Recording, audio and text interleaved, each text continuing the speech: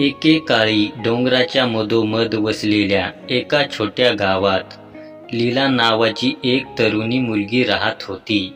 तिचे चमकदार निळे डोळे होते, जे तिच्या हृदयातील निसर्ग सत्ता आणि आनंद प्रतिबिंबित करतात. लीला एक अनाथ होती. तिने लहान असतानाच एक दुःखदायक अपघात तिचे पालक गमावले होते. तिचे सांभाळपण तिच्या दयाळू आजीने केले, ज्याने तिच्यावर प्रेम आणि काळजी घेतली. त्यांना अनेक संकटाचा सामना करावा लागला, तरीही लीला आणि तिच्या आजीला एकमेकांच्या सहवासात सांत्वन मिळाले. त्यांनी त्यांच्या नम्र बागेची काळजी घेण्यात, गाणी गाण्यात आणि कथा सांगण्यात त्यांचे दिवस घालवले. लीलाच्या आजीने तिला जीवनाचे सौंदर्य आणि सोप्या गोष्टींमध्ये आनंद शोधण्याचे महत्त्व शिकवले. जसजसा वेळ निघून गेला, लीलाची आजी कमजोर झाली आणि आजारी पडली. गावकऱ्यांनी सर्वतोपरी मदत केली, पण दिवसेंदिवस तिची प्रकृती बिघडत गेली. आपल्या लाडक्या आजीची शक्ती कमी होत असल्याचे पाहून लीला उद्ध्वस्त झाली. ती आशेला चिकटून राहिली, चमत्कारासाठी प्रार्थना केली. एका वादळी रात्री दगड आकाशातून पाऊस पडत असताना लीलाच्या आजीने अखेरचा श्वास घेतला. लहान मुलगी एकटी राहिली. तिचे हृदय असंख्य तुकडे झाले. दुःखाच्या भाराने तिला वेढले आणि तिच्या सभोवताचे जग धुरस आणि थंड झाले.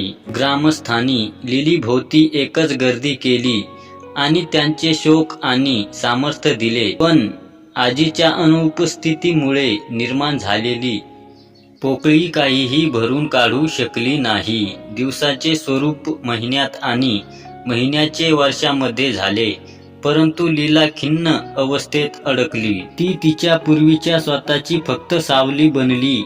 तिचे हार्य शांत झाले आणि तिचे एकेकाळचे चमकणारे डोळे दुःखाने ढग आले. जग आनंदाने राहत दिसत होते आणि प्रत्येक जाणारा क्षण तिच्या नुकसानीची वेदनादायक आठवण होता. लिलीला पुन्हा एकदा तिच्या आजीची उबदार मिठी अनुभवायची, तिच्या कानात सांत्वनदायक शब्द कुजबुजणारा आवाज ऐकण्याची इच्छा होती. लिलीचे दिवस अश्रू आणि शून्यतेत मिसळले गेले. एके दिवशी ती तिच्या आजीच्या विसरलेल्या सर्जनवर अडखळली. कुतूहल आणि उत्कंठ तिच्या मिश्राने भरलेले तिने आजीच्या शब्दात मग्न होऊन प्रवेशिका वाचायला सुरुवात केली. पानामागून एक पान. लीलाने प्रेम, लवचिकता आणि जीवनातील चढ उतार स्वीकारण्याच्या सौंदर्याची कथा शोधल्या. तिला जाणवले की तिच्या आजीचा आत्मा नेहमी तिच्या सोबत असेल आणि तिला अंधकारमय काळात मार्गदर्शन करेल.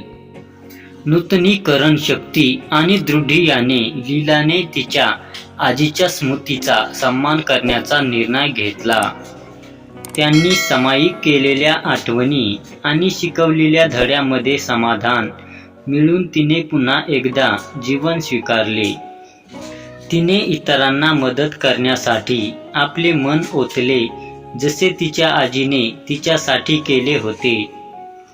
लिलीचा प्रवास तिच्या आव्हानाशिवाय नव्हता आणि तिच्या नुकसानाचे दुःख खरोखरच कधी नाहीसे झाले नाही. पण जसजसे तिला प्रेमाची शक्ती आणि मानवाची आत्म्याची लवचिकता सापडली, तसेच तिचे हळूहळू हृदय बरे होऊ लागले. आणि म्हणूनच लीलाची दुःखदायक कहाणी आशेची कहाणी बनली, जी आम्हाला आठवण करून देते की आमच्या सर्वात गडद सक्षमामध्येही आम्हाला आनंदाकडे परत जाण्यासाठी प्रकाशित एक किरकोळ वाट पाहत आहे.